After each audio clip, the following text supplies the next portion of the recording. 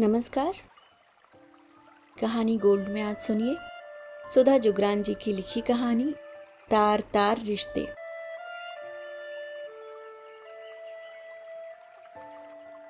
सोनू मामा यहाँ पढ़ने आ रहे हैं, याहू कहकर 7 वर्षीय बंटी ने बेड से शम्मी कपूर स्टाइल में कूद मार दी। अरे रे रे, यह क्या कर रहा है? अभी चोट लग जाती तो? 13 वर्षीय संधू उसे उठाते हुए बोली। पर दीदी, कल जब टीवी पर पुरानी पिक्चर देख रहे थे तो हीरो ऐसे ही कूद मार रहा था, उसे तो चोट नहीं लग रही थी। बंटी आंखें मटकाते हुए बोला, तुझे तो बस वो सब कुछ बनना है जो तेरी हाल ही में देखी पिक्चर का हीरो होता है, चाहे वह डॉक्टर हो, पायलट हो, आर्मी ऑफिसर हो या फिर कोई चोरो चक्का। संधू हंसने लगी। और एक दिन तो जासूस बनने भी चला था मेरा लड्डू। मम्मी स्नेहा हंसकर बंटी को प्यार करती हुई बोली। 2 दिन तक राम प्यारी की जासूसी करता फिरा था अपनी टाइगन लेकर। लेकिन मम्मी, ये तो बहुत अच्छी खबर है कि सोनू मामा हमारे साथ 3 साल रहने वाले हैं। मुझे तो पढ़ाई में भी मदद मिल जाएगी उनसे। संधू बोली। घर में तो तभी तक रहेगा जब तक उसके रहने का इंतजाम कहीं बाहर नहीं हो जाता, लेकिन हाँ, आता जाता रहेगा। छुट्टी शनिवार रविवार तो यहीं रहा करेगा। दरअसल स्नेहा की 2 बहनों व एक भाई में सोनू सबसे छोटा था। एक बहन स्नेहा से बड़ी थी। स्नेहा के बाद सोनू का जन्म काफी समय बाद हुआ था। उसमें वह स्नेहा में लगभग 14 साल का फर्क था। उसने इसी साल 12वीं पास की थी और उसको चंडीगढ़ के एक कॉलेज में प्रवेश मिल गया था। इसलिए ग्रेजुएशन करने व दीदी जीजाजी की निगरानी में स्नेहा के बाबूजी उसे चंडीगढ़ भेज रहे थे। छोटा व कुछ हम उम्र होने के कारण वह दोनों बच्चों का प्रिय मामा था। वर्षों से ननिहाल में उनकी छुट्टियां सोनू मामा के साथ ही व्यतीत होती रही थीं। लेकिन संधू के बड़ी क्लास में आ जाने के कारण पिछले 1-2 सालों से स्नेहा मायके कम दिन के लिए ही जा पाती थी। संधू इस साल 9वीं में आ गई थी। घर में 2 ही बेडरूम थे। कुछ समय तक तो सोनू घर में ही रहने वाला था, इसलिए बच्चों के बेडरूम में ही एक फोल्डिंग पलंग साइड में सोनू के लिए भी डाल दिया गया। नियत दिन सोनू अपनी अटैची व बैग के साथ पहुंच गया। उसके आने से घर में रौनक आ गई। इकलौते भाई के आने से स्नेहा को भी लगा जैसे पूरा मायका ही उससे लिपटकर घर आ गया। बच्चे भी उसके आगे पीछे घूम रहे थे। बंटी तो उसके कंधे पर भी सवार होने से नहीं चूक रहा था। कल तक छोटा लगने वाला सोनू भी अब युवा हो गया था। 20 वर्षीय सोनू में उम्र का परिवर्तन साफ नजर आ रहा था। प्रिय मामा होने के बावजूद संधू अब एकाएक उससे पहले की तरह धींगा मुस्ती नहीं कर रही थी। सोनू घर में रहने लगा। हॉस्टल में काफी कोशिश करने के बावजूद भी उसे जगह नहीं मिल पाई। उसको प्रवेश क्योंकि दूसरी मेरिट लिस्ट में मिला था। जब तक हॉस्टल की तस्वीर साफ हुई तब तक कॉलेज के आसपास के सभी पीजी व किराए के कमरे वगैरह भर गए। धीरे धीरे आजकल करते करते उस साल सोनू घर पर ही रह गया। वैसे भी स्नेहा के बाबूजी रिटायर हो गए थे। सोनू के बाहर रहने का खर्चा उठाना उन्हें बहुत भारी पड़ रहा था। उन्हें मिलने वाली पेंशन में उन्हें काफी दिक्कत थी, इसलिए उन्हें भी अच्छा लगा कि सोनू घर से ही कॉलेज चला जाए। वे थोड़ा बहुत सोनू के खाने पीने का खर्च बेटी को बहाने से किसी न किसी रूप में देते रहते। सोनू के रहने से स्नेहा व जतिन को भी कोई ऐतराज नहीं था। उनके लिए तो सोनू एक तरह का सहारा ही था और स्नेहा तो खुश थी। इस तरह से उसे अपने इकलौते भाई के करीब रहने का मौका मिल रहा था। बच्चों को कभी रात बेरात घर पर अकेले छोड़ना पड़ जाता या कहीं लाना ले जाना होता तो सोनू का बहुत सहारा मिल जाता। संधू भी बड़ी हो रही थी। मन के साथ साथ तन में आने वाले मासूम मनोहारी परिवर्तन अब संधू को ही नहीं, देखने वालों की निगाहों में भी अचरज भर रहे थे। स्त्री के जीवन के वे सबसे महत्वपूर्ण 5 दिन भी उसके जीवन में प्रवेश पा चुके थे। बचपन व जवानी की वह संधि पर खड़ी संधू कुछ अजीब से खूबसूरत कश्मकश के दौर से गुजर रही थी। बचपन दोनों बाहों से जकड़कर पीछे खींचने की जोर लगाता तो जवानी कोमलता से बाह पकड़कर रोमानियत भरी रुपहली राहों पर चलने के लिए मजबूत करती। संधू की आंखों की चमक बढ़ गई थी। खिलखिलाहट आकर्षक हो गई थी। स्कूल में मजबूरी में 2 कसी चुटिया कर लेती, पर घर आकर केशों को बिखेरने का लोभ संवरण न कर पाती। कभी चंचल हिरनी बन जाती तो कभी विरह की नायिका। ये सब परिवर्तन दुनिया वालों को दृष्टिगोचर हो रहे थे, यहाँ तक कि घर में रहने वाले 20-21 वर्षीय सोनू को भी। बस अनजान थे तो सोनू के माता पिता। उनके लिए संधू अभी उनकी नन्ही सी गुड़िया थी, जो गले में बाहें डालकर झूलती हुई अभी भी अपनी कोई जिद पूरी करा लेगी। उनकी नन्ही गली अब अपनी पंखुड़ियां चटकाकर, हौले से सिर बाहर निकालकर इस विचित्र संसार को कुछ नई कौतुक भरी नजरों से देखने लगी है। वे इस बात से अनभिज्ञ थे, पर संधू तो अपनी इस नई खूबसूरत परिवर्तनशील दुनिया में खोई थी। इस बात से अनजान की विधि की इस खूबसूरत रचना के इस खूबसूरत पहलू पर किसी अपने की भी नजर कुत्सित हो फिसल सकती है। स्कर्ट व शॉर्ट्स पहने संधू बेखबर रहती इस बात से कि सोनू मामा की नजरें उसे कुछ नए अंदाज में निहारने लगी हैं। स्त्री पुरुषों के साथ कई रिश्तों को जीती है, लेकिन पुरुष के लिए स्त्री का स्त्री होना ही शायद पहला रिश्ता है। कम से कम अधिकांश पुरुषों के लिए किसी भी रिश्ते में अमर्यादित होने में उन्हें अधिक वक्त नहीं लगता। यही सोनू के साथ भी हो रहा था। नई नई बहारों से सुवासित पल्लवित संधू उसे आकर्षित कर मामा भतीजी के रिश्ते की गरिमा की धज्जियां उड़ा अमर्यादित होने के लिए मजबूर कर रही थी। संधू इस बात से अनजान थी। वह पहले की तरह हाथापाई तो नहीं करती, पर बाल सुलभ नोकझोंक उसकी मामा के साथ दिन भर चलती रहती। वह सोनू के अपने से सटकर बैठने, वह बांह कंधे से लिपटा लेने के फर्क को नहीं समझ पा रही थी। भोली संधू मामा के प्यार व पुरुष की कुत्सित मानसिक भाव का फर्क महसूस करने में असमर्थ थी। फिर भी कुछ तो था जो उसे कभी कभी हतप्रभ कर देता। दिल में कचोट सी लग जाती, लेकिन फिर भी इतना बुरा सोच नहीं पाती। एक दिन सुबह सोकर उठी तो कुछ उलझन सी लगी उसे, कुछ दुविधा सी हो रही थी। हल्का सा याद आ रहा था कि कोई नींद में उसके कोमल अंगों को सहला रहा था, लेकिन स्पष्ट नहीं हो पा रहा था यह सब सच था या उसका भ्रम, या फिर ऐसा कोई सपना आया था उसे। कुछ दिन तक उसे फिर ऐसा एहसास नहीं हुआ। शायद वह उसका भ्रम ही रहा होगा या फिर कोई सपना। लेकिन एक दिन उसे फिर लगा कि कोई उसके शरीर पर हाथ तो जरूर फेर रहा था नींद में। ऐसा जब 3-4 बार हो गया तो सोचने के लिए मजबूर हो गई संधू। बार बार भ्रम तो नहीं हो सकता और न ही कोई सपना। 13 साल की बच्ची रात में निश्चिंत हो गहरी नींद में सो जाती, बिना कुछ भी इधर उधर ध्यान दिए। लेकिन अब वह रातों को करवट बदलने के लिए मजबूर हो रही थी। एक दिन हल्की नींद में ऐसा एहसास होने पर वह तुरंत पलट गई। तभी हाथ एकदम से हट गया। जब तक उसने उठकर लाइट जलाई तब तक कमरे में सब कुछ यथावत था। नन्हा बंटी बेखबर सो रहा था। उसने उसे लिहाफ ठीक से उठाया। सोनू मामा पीठ पलटकर लेटा हुआ था। सोया था या नहीं वह समझ नहीं पाई। क्या सोनू मामा? एकाएक उसके दिमाग में जैसे बिजली सी कौंधी। क्या ऐसा हो सकता है? वह उठकर बाथरूम गई, फिर लाइट बंद कर लेट गई, लेकिन फिर सो नहीं पाई। वह विचित्र कश्मकश से घिर गई थी। कुछ समझने लगी थी। सोनू मामा के प्यार करने के भाव को नन्ही संधू के सामने नैतिक मूल्यों को छलनी करते अपने सगे रिश्तों का तार तार होता एक नग्न संसार खुल रहा था। घबराहट के मारे वह पूरी रात ठीक से सो नहीं पाती। मम्मी से कैसे कहे यह सब? क्या सोचेंगी मम्मी? कितना बड़ा इल्जाम लगा रही है मामा पर। घर में सब उसे ही दोष देंगे। उसकी गंदी सोच व गंदी मानसिकता को कोसेंगे। हो सकता है पापा तो कह ही दें। कौन सी सहेलियां बना रखी हैं इसने आजकल, जिनसे ऐसी उलझुल गंदी बातें सीख रही है? हल्ला मच जाएगा। यह बात नाना जी तक भी जाएगी। नहीं नहीं, बहुत मुश्किल हो जाएगी। कोई उसकी बात नहीं समझ पाएगा। यही कहेगा कि उसे या तो कोई भ्रम हुआ है या फिर कोई सपना। मामा पर इल्जाम लगाना भी पाप है। संधू के हाव भाव व क्रियाकलापों से सोनू को कुछ समझ आ गया था, इसलिए वह आजकल सचेत था। अपनी ही कश्मकश में डूबती उतराती संधू सोच रही थी, किसी दूसरे की बात होती तो वह धड़ल्ले से मम्मी से कह देती, पर अपने सगे मामा की बात कैसे कहे, किससे कहे? इसी उधेड़बुन व मानसिक तनाव में उलझी संधू ने अपनी सहेलियों 13 वर्षीय ही मिनी व सीमा को अपनी शंका कह सुनाई। उसे मन ही मन डर भी लग रहा था कि कहीं उसकी सहेलियां उसका मजाक न बना दें। ऐसा तो किसी के साथ नहीं हुआ होगा। लेकिन वह भौचक्की रह गई जब मिनी व सीमा ने उसे अपनी आप बीती सुनाई।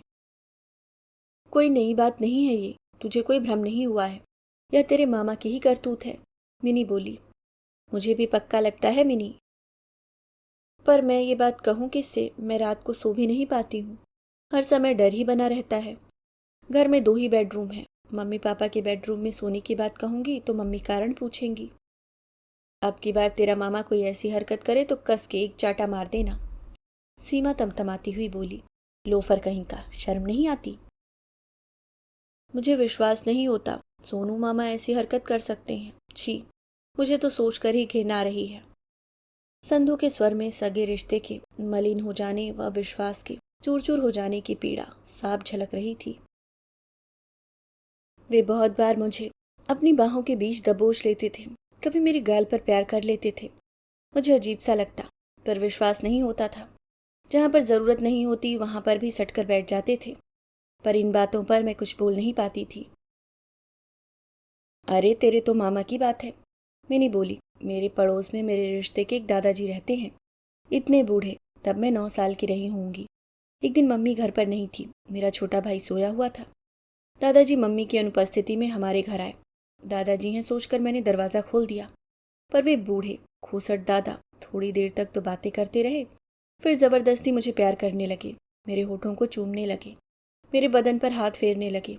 मुझे अच्छी तरह याद है, मैं भले ही छोटी थी पर मैं सब समझ रही थी कि कुछ बहुत गलत कर रहे हैं। मैंने ज़ोर ज़ोर से आवाज़ देकर अपने भाई को उठा दिया। तब जाकर दादाजी की हरकतें बंद हुई।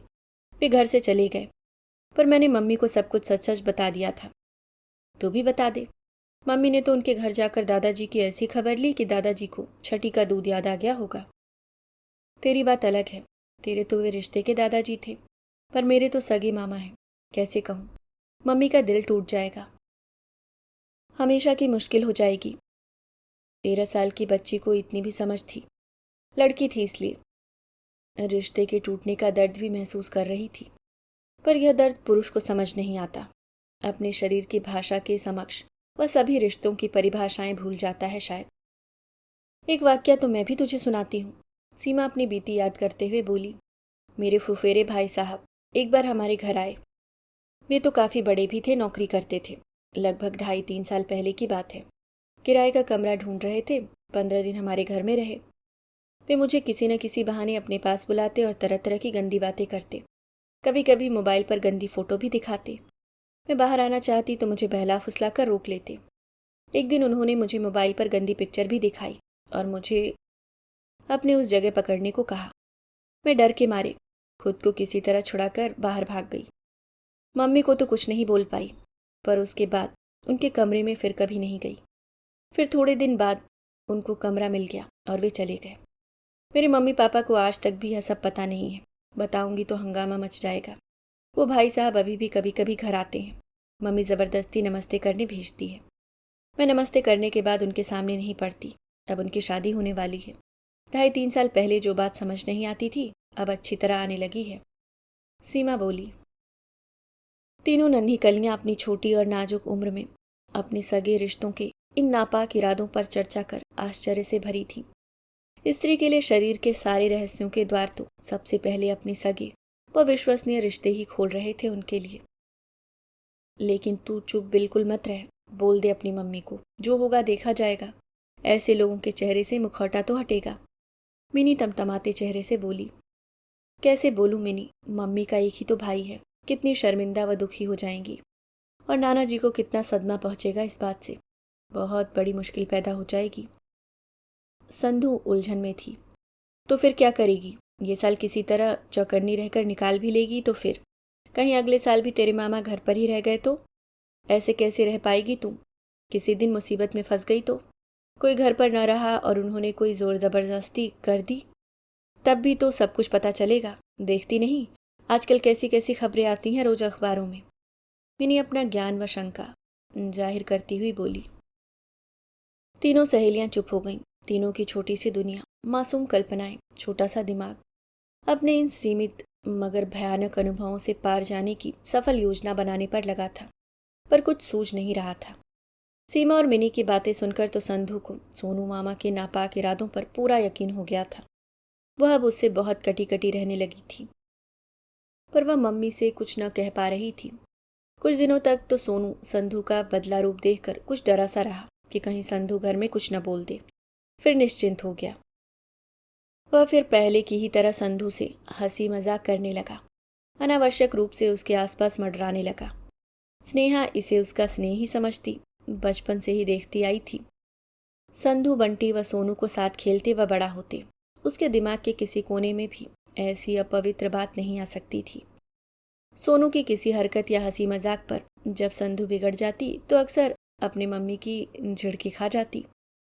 किस तरह से बात करती है संधू, जैसे जैसे बड़ी हो रही है बदतमीज होती जा रही है। आखिर सोनू तेरा मामा है, कुछ तो ख्याल रखा कर। लड़कियों को शोभा नहीं देता इस तरह से बोलना।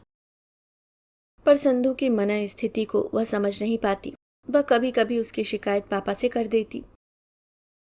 संधू को देखो, बोलने बात करने की तमीज भी भूलती जा रही है।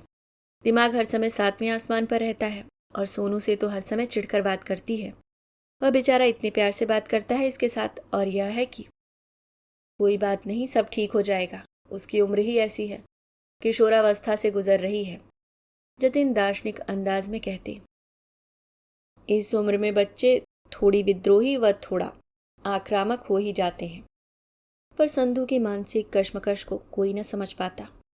रात को निश्चिंत होकर सो न पाती। हर समय भ्रम होता कि सोनू मामा के हाथ उसके बदन पर रेंग रहे हैं।